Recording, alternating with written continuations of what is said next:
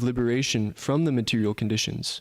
After one is liberated from the conditions of material existence, i.e., when one is nivritta, as previously stated herein, or when one is freed from all material necessities, one becomes qualified to discharge the process of bhakti yoga. Therefore, bhakti yoga includes jnana yoga. In other words, the process of pure devotional service simultaneously serves the purpose of jnana yoga, because liberation from material conditions is automatically achieved by the gradual development of pure devotional service. These effects of bhakti yoga are called anartha nivritti. Things which are artificially acquired gradually disappear along with the process of bhakti yoga. Meditation on the lotus feet of the personality of Godhead, the first processional step, must show its effect by anartha nivritti. The grossest type of anartha, which binds the conditioned soul in material existence, is sex desire, and this sex desire gradually develops in the union of the male and female.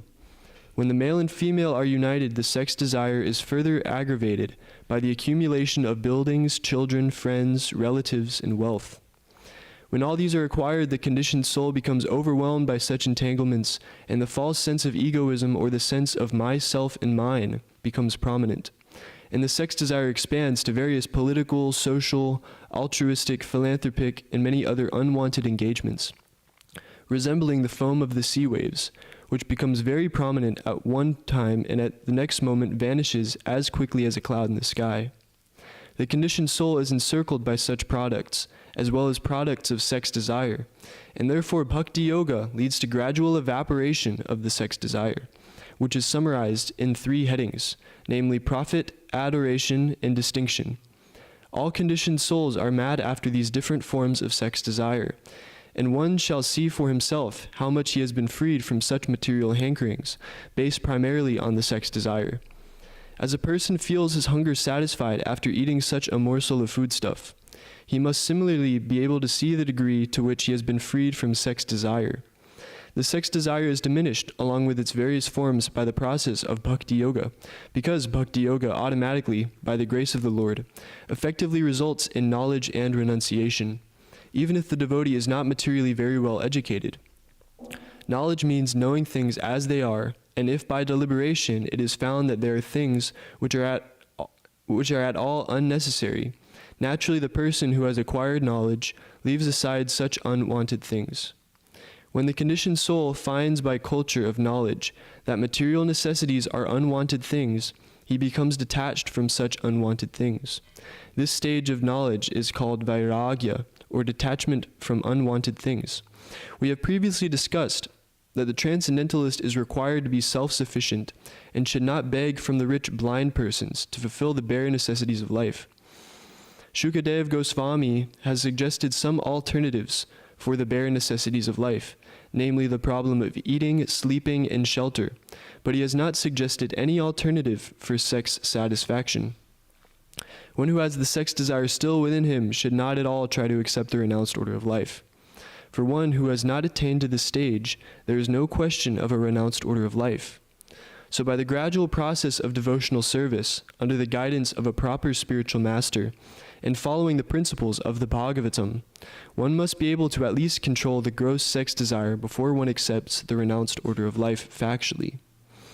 So, purification means getting free gradually from sex desire, and this is attained by meditation on the person of the Lord as described herein, beginning from the feet. One should not try to go upwards artificially without seeing for himself how much he has been released from the sex desire. The smiling face of the Lord is the 10th canto of the Srimad Bhagavatam. And there are many upstarts who at once try to begin with the 10th canto, and especially with the 5 chapters which delineate the Rasa Leela of the Lord. This is certainly improper. By such improper study or hearing of Bhagavatam, the material opportunists have played havoc by indulgence in sex life in the name of Bhagavatam. This vilification of Bhagavatam is rendered by the acts of the so-called devotees. One should be freed from all kinds of sex desire before he tries to make a show of recital of Bhagavatam. Sri Vishwanath Chakravarti Thakur clearly defines the import of purification as cessation from sex indulgence. He says, Yata yata dishcha shudyati vishaya lampatyam tyajati tata tata dhara yediti chitta shuddhi taratam yenaiva dhyana taratamyam uktam.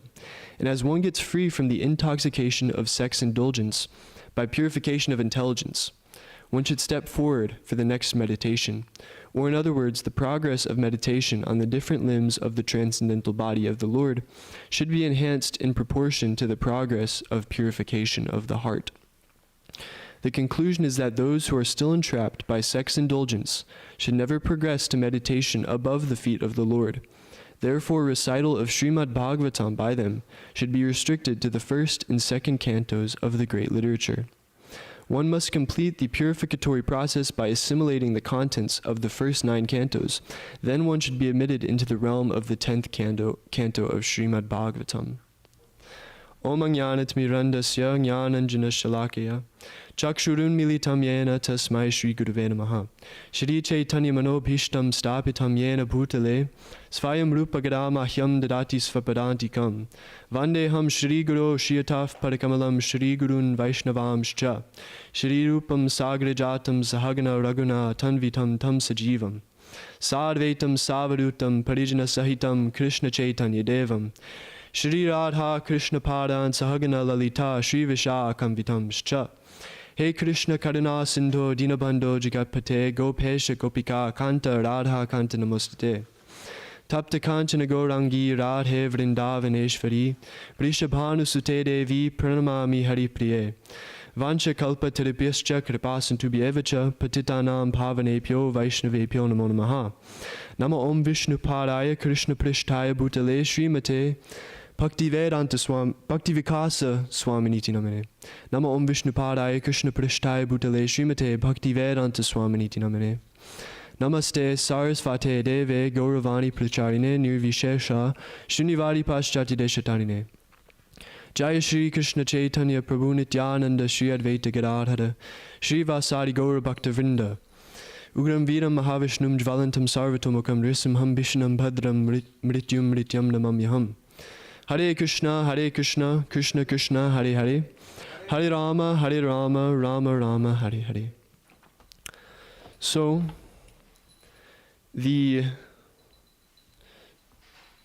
I would summarize this purport of Srila Prabhupada's by saying that this is the perfect process. There's many processes, many of which are impersonal. This one we follow is personal, which means we accept that the absolute truth is actually a person. And Srila Prabhupada describes how we're impure in the heart, and this process is actually meant for purification of the heart. Anartha nivritti, becoming free of material desire. And he also explains what is pure devotional service and what isn't pure devotional service. So within the practice, or within the label of bhakti yoga, there's many groups of people that don't follow the process ideally. Or as Srila Prabhupada describes at the end of this purport, they jump to the intimate pastimes of Radha and Krishna, which are meant for only those who have purified their heart to some degree. So this process should be followed strictly. It's a scientific process, meaning that, you know, when you follow it, there's a sequence that you're meant to follow in order to get the result. So if we don't know basic arithmetic, then what to speak of performing calculus?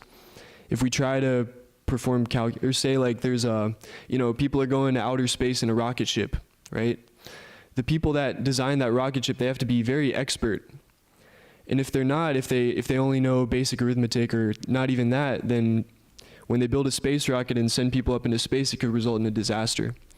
So similarly, we need to get our foundation in devotional service before we need to gradually elevate ourselves to a mindset where which we can actually understand the Rasa Lila and other things like this. And so yeah, this impersonal process, it's actually very frustrating. they undergo so much suffering. There are those that, I was listening to a lecture this morning, but Bhaktivikas Maharaj, he reflects on going, I don't know if it was like some fair, some festival in India where a bunch of renunciates go and sort of show off, sorry, what was that? Kumbh Mela, okay, yeah.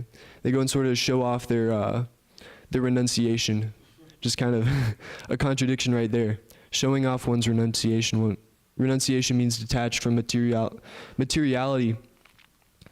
And there's gross materiality and there's subtle materiality. And so these so-called yogis, they're maybe renounced on the gross platform of, they don't care about their bodies, they'll starve, they'll raise their hand up for years and their skin will be all deteriorated and their bones will be showing and it'll look very gross. And they're not attached to that, they don't care. But at the same time, they're attached to the result of their activity. So this is not real renunciation. They're still in it to win it, if you will. And so yeah, the process of impersonal meditation, it's there, especially in what we've just read in the Srimad Bhagavatam concerning the Virat Rupa, meditation on the impersonal form, which is a process that's there for certain people. But this process is very difficult actually compared to the process of devotional service. Because basically in impersonal meditation, what we're doing is we're suffering to only gain a neutral state. So there's not a whole lot of like positive spiritual bliss that we feel. So as conditioned souls, we're suffering in this material world because we're disconnected from Krishna ultimately. And this results in dissatisfaction. And then due to illusion, we try to fill our voids and try to become satisfied by improper methods because we're in illusion. And so the suffering that the impersonalists undergo, the platform that they reach is ultimately, so first of all, there is a fixed platform that they reach, whereas in devotional service, it's ever increasing. What is that? Anandam pudivardhanam pratipadam purnamritasvadanam. So the ocean of devotional service, it's a never-ending transcendental ocean of bliss where every step, I'm sort of getting my other references here, but every step is a dance. Every word is a song, right? So this process is blissful at every step. Whereas the impersonalists, they undergo so much austerity, so much suffering, to ultimately only gain a neutral state. And so it doesn't seem very attractive. And there's a picture of one of such yogis drawn in one of these books. I don't know if it's in this one, but you probably know what I'm talking about. It's the one of it's a very like dark setting, and it looks like death, and he's transcending like this. It's in the Bhagavad Gita, yeah. But yeah, this is the impersonal process, and it's imperfect, and that is very difficult, and the result we get isn't the perfect result. And there's also some argument that like if the position we attain is fixed, and and there's no limit beyond that, like in our trajectory of what we're trying to attain, if that is some fixed position, then once we attain that position, then what do? Because it's the nature of the soul of the jiva to be active and to want more and more and change in some way. But the process of impersonal meditation, the ultimate goal is unchanging, it's fixed. And so it's actually quite boring. And so those that do rise to this impersonal platform, they ultimately, they either fall back down or they go back up to the spiritual world. More often than not, though, they come back down to the material world, especially these, the impersonalist meditators who want some form of respect, fame, adoration. Those are material desires. They're subtle material desires. So, but it's still a function of the material world. And so Prabhupada makes the point that they meditate upon something which is not objective. So something objective means an object. We meditate on an object of Krishna. Whereas they try to meditate on nothing which is not objective. Anything which is not objective. The concept of nothing, it's really inconceivable. And actually it doesn't exist. It's sort of a figment of the imagination, the concept of nothing. Because, nothing doesn't exist. Everything in existence is something, and nothing doesn't exist. So this is this is something, it's just kind of illogical. And so we focus on an objective. We focus on a form of the Supreme Lord, which actually fills our mind, rather than practicing a form of meditation where we try to empty the mind of everything and actually become mindless. We try to become mindful. This is real mindfulness, to be conscious of Krishna, be conscious of God. And so in our school of thought, for lack of a better term, we accept that the ultimate truth is ultimately a person, that it's not impersonal.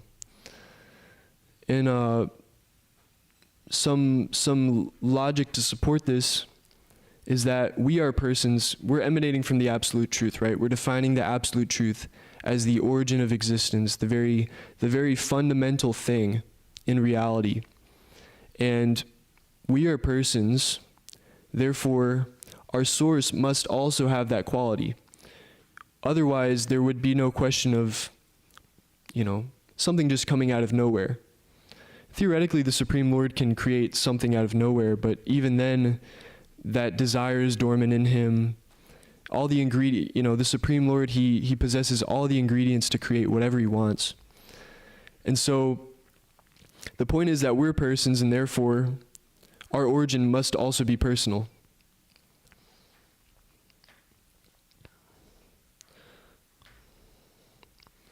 So, the process of meditation recommended here is bhakti yoga, or the process of devotional service, after one is liberated from the material conditions. I want to read something. I believe this is in the 11th canto of the Srimad Bhagavatam, chapter 20, text 30.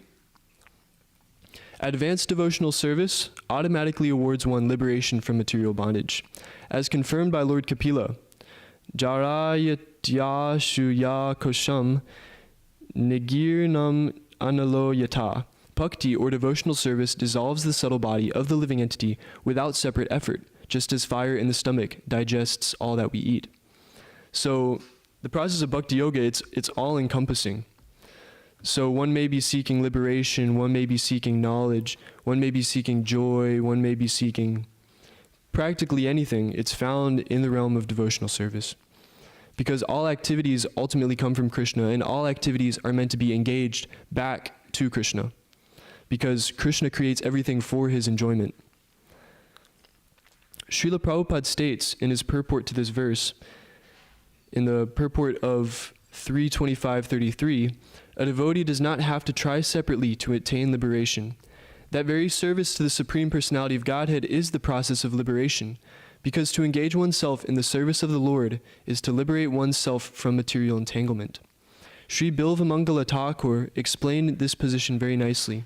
He said, "If I have unflinching devotion unto the lotus feet of the Supreme Lord, then mukti, or liberation, serves me as my maidservant. Mukti is the maidservant. Mukti, the maidservant, is always ready to do whatever I ask. For a devotee, liberation is no problem at all. Liberation takes place without separate endeavor."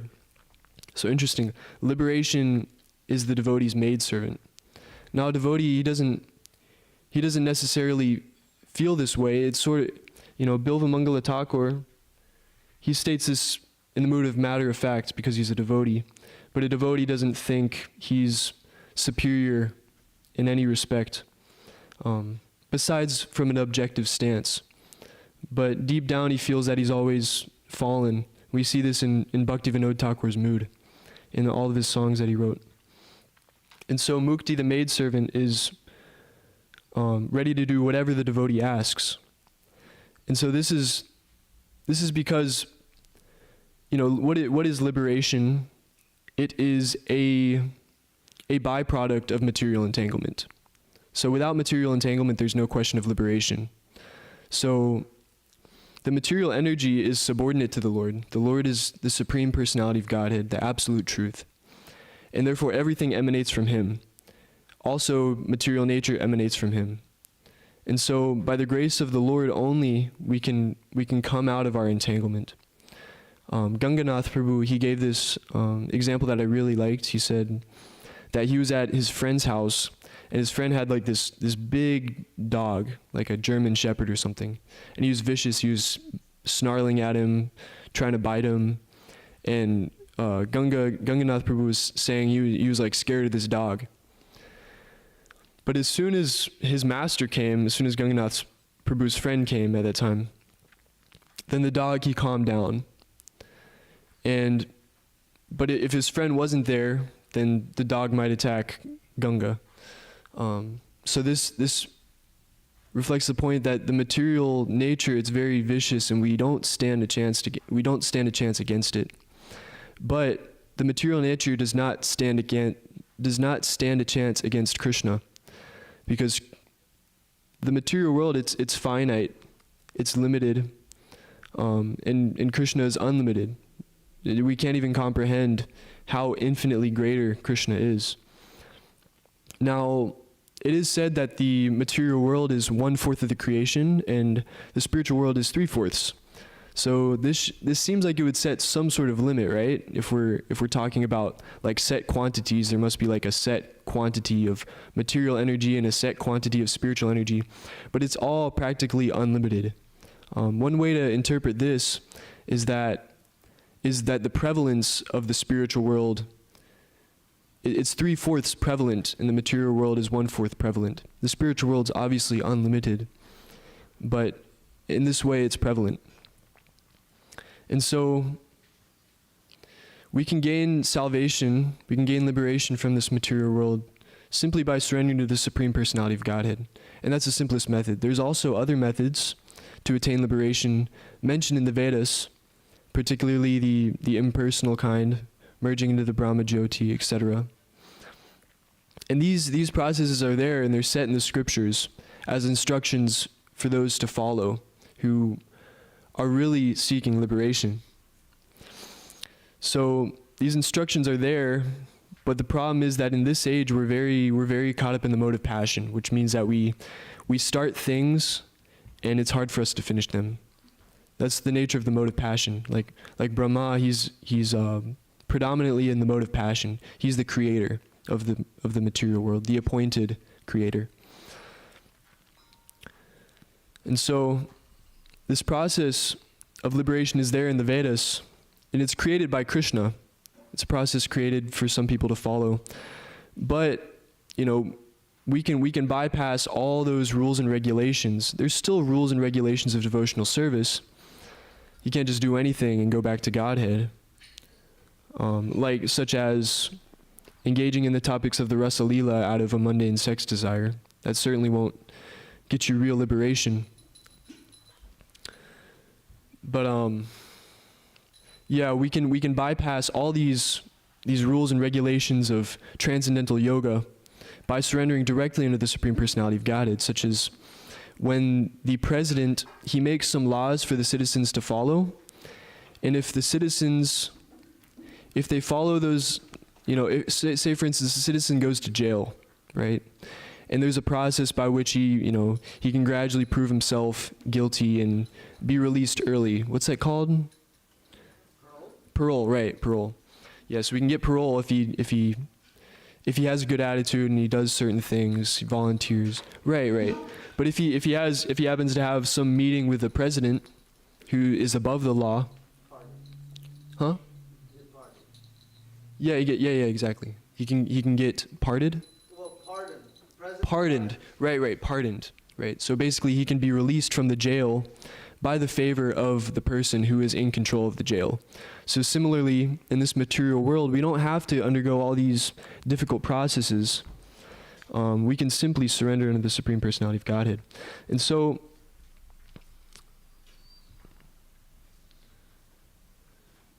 I found this really interesting, and I was confused. I had to think about it for a little bit. This sentence, after one is liberated from the conditions of material existence, when one is nivritta, as previously stated herein, or when one is freed from all material necessities, one becomes qualified to discharge the process of bhakti yoga. So Srila Prabhupada's saying here, at this point, one becomes qualified to perform bhakti yoga. We need to be free from material desires in order to perform bhakti yoga. Or he words it right here, material necessities. So I want to ask the audience or the devotees, what is the process of getting free from material desires in order to be qualified to perform bhakti yoga? What do you think? Yeah, exactly, bhakti yoga. So in order to be qualified to perform bhakti yoga, we need to perform bhakti yoga. So this logic, it seems circular, meaning that it's an end to a means, but also a means to an end. It's, if you ask somebody who doesn't know anything about the process of devotional service, they would shrug it off as, because circular logic is a fallacy. But actually, that's because this is the perfect process, that it's the means to the end. We perform devotional service to perform devotional service. In other words, right now what we're doing here in Krishna Life or in ISKCON or wherever we're performing our devotional service, that is actually the perfection of life. There's actually nothing beyond that. But it's just a process of realizing, purifying the heart in order to realize and have the pure desires and realize one's relationship with Krishna and realize what we're actually doing here. But, oftentimes we're in Maya thinking, oh, I don't want to distribute books. I'm like, it's cold outside, or, everybody's mean today, and I just want to play harmonium. That's how I think. But, yeah, so we perform devotional service in order to perform devotional service. And then Prabhupada goes on to talk about anarthas and the binding force of material existence. And the binding force, the principal bind, is sex desire. Now, this is like sort of a speculation, so please correct me if I'm wrong, but the conjugal love is the topmost rasa, is it? Okay. So the material world's a perverted reflection of the spiritual world. So similarly, conjugal affairs are the topmost pleasure in this material world because it's a perverted reflection. But it's actually all suffering because it's material.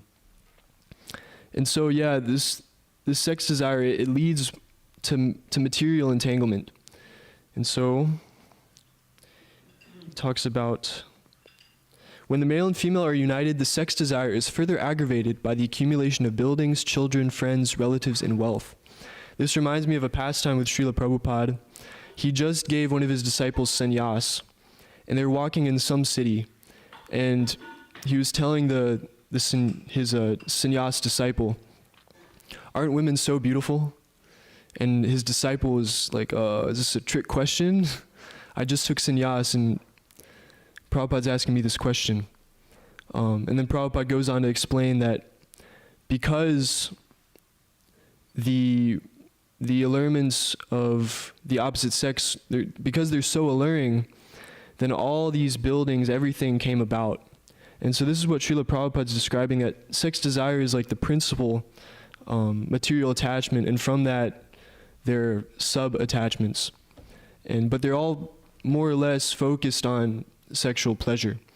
Like, one may want so much wealth, may want to be rich, may want prestige, but ultimately it's just to impress the opposite sex. Want so much beauty, What are we going to enjoy our beauty for ourselves? I mean, sometimes people look in the mirror and enjoy themselves, but it's all like with the aim of how, you know, others may enjoy my body. And we actually want to be cheated, you know. We want to be exploited by the material world because for some reason we find value in that. That's all that is, you know. Prestige, you know, wanting to be adored as like a musician or whatever, and people love your story about how you're like a heroin addict and you like hate life, but you're like, you know, you're like making this cool music about it. It's big exploitation, actually, and people put themselves into these positions of being exploited because this is the world of the cheaters and the cheated. And so in order to properly transcend this, we need to directly surrender to Krishna, because in Kali Yuga, the process of impersonal meditation, it's not practical. And so another point Srila Prabhupada brings up is that these various social, altruistic, philanthropic, many other unwanted engagements, these are unwanted engagements. They're unnecessary, they lead to material bondage, which leads one to suffering. Just as Maya, it attracts us and then it kicks us down. And so we may be very allured by the mirage of material enjoyment. And then once we're in it, then we realize it's really not so good. But all these, they resemble the foam of the sea waves, which become very prominent at one time and then vanish at the next moment. Srila Prabhupada describes evaporation. I want to, where is that? Okay. As well as products of sex desire, and therefore bhakti yoga leads to gradual evaporation of the sex desire. So this is, the Supreme Lord is known as Arka, which means, you know, Krishna is like the sun. And Bhakti Vikas Maharaj gives many lectures on this, they're very amazing. But Krishna is like the sun, and he evaporates our anartas. So just like the sun is pure, the sun, it doesn't get contaminated. There may be so many polluted things in the water, and the sun evaporates those things, but he doesn't become polluted by that. So same thing, Krishna, he's supremely powerful, and our material desires, they're all pathetic. They're all just pathetic. How could they influence Krishna? You know? And so like this, Krishna is described as the sun.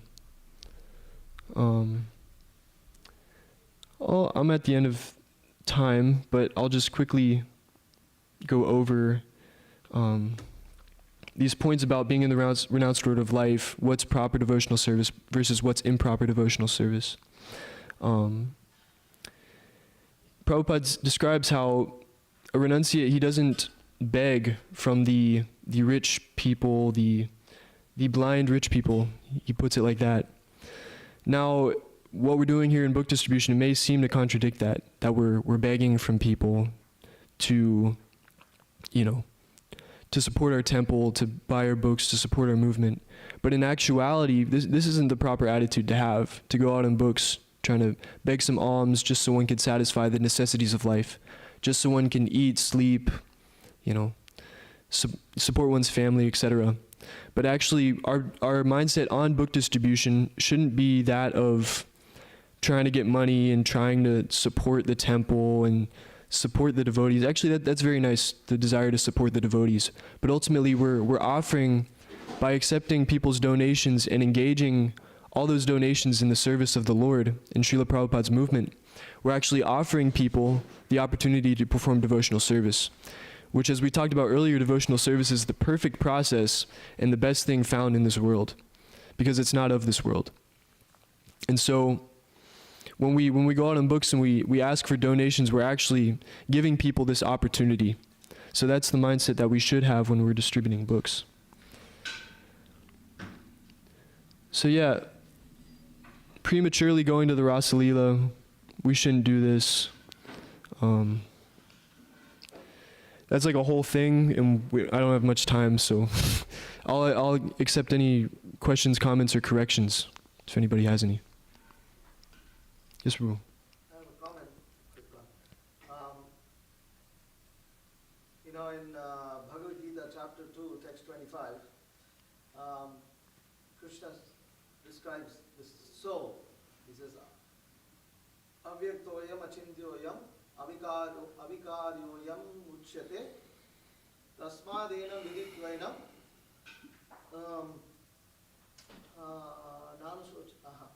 tasmadena viditvainam. Anyways, I forget the last line. But so there Krishna is describing the soul as basically inconceivable. Another way of putting it is indescribable.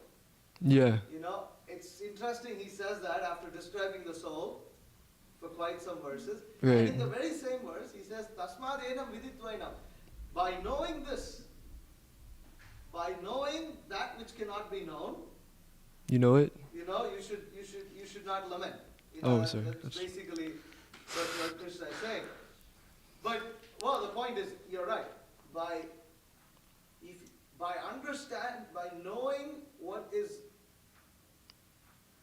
unknowable, you actually understand the unknowable.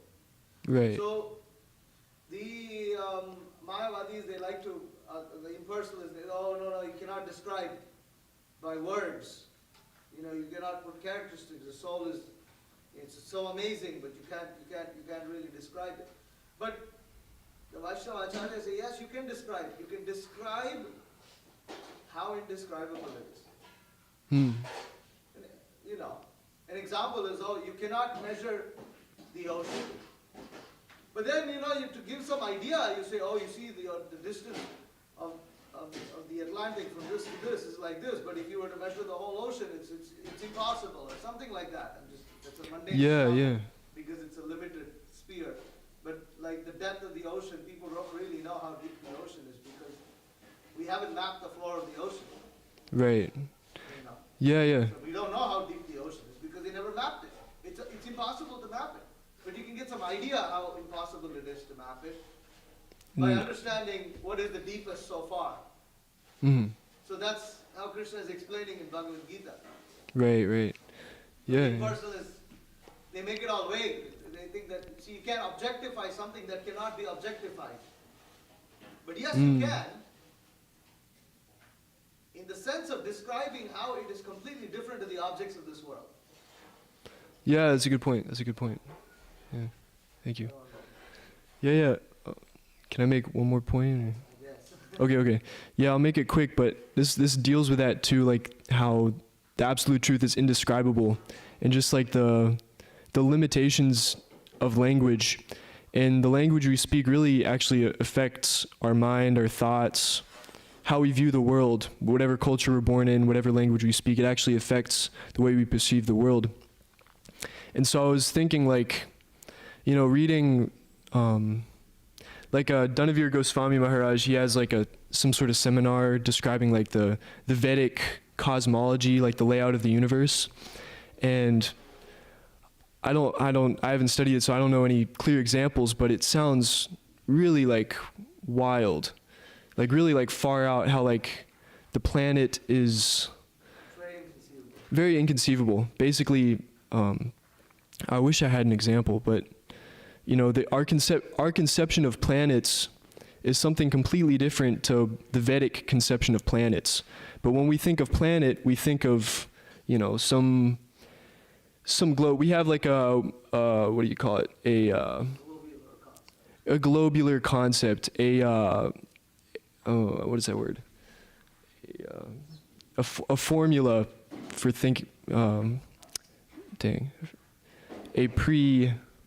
Anyways, it's we may not understand the Vedic cosmology because it's totally contrary to what the constructs of our mind that we have developed in this mundane society. It's totally outside of that. So, yeah. Anyways, just limitations of language. You gotta read the quote. Oh, okay. I sent it to you. Okay. Thank you. So, Sankirtan is our life and soul. so you read the title, read the first paragraph, and then I'll tell you which paragraph to read. Okay. It is this Sankirtan which is the life and soul of our movement. The quotes from Srila Prabhupada presented here are in chronological order, to give a little feel for the evolution of Sankirtan and preaching in our Krishna consciousness movement, we can see how wonderfully Srila Prabhupada encouraged his devotees in their preaching efforts, going from street chanting and free pamphlet distribution to book printing and distribution as our most important activity. Hare Krishna. So the quote you have to read is, somehow or other we push on some literature in his hand. Below that, yeah. Somehow or other.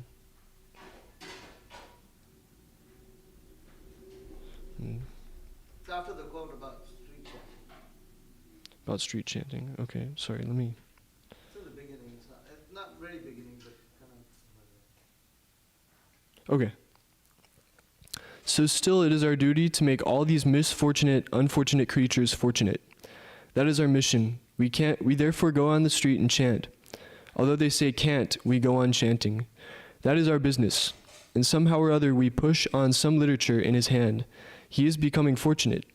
He would have squandered his hard-earned money in so many nasty, sinful ways, and if he purchases one book, never mind what is the price, his money is properly utilized. The beginning of Krishna consciousness is there. Because he is giving some money, hard-earned money, for this Krishna consciousness movement, he is getting some spiritual profit. He is not losing, he is getting some spiritual profit. Therefore our business, somehow or other, bring everyone in this Krishna consciousness movement. He will be profited.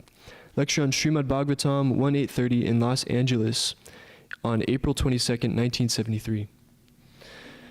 Srimad Bhagavatam ki jai, Srila Prabhupada ki jai. Vanchakalpatiripyascha kripasantubhyevacha patitanam pavanebhyo Vaishnavebhyo namo namaha.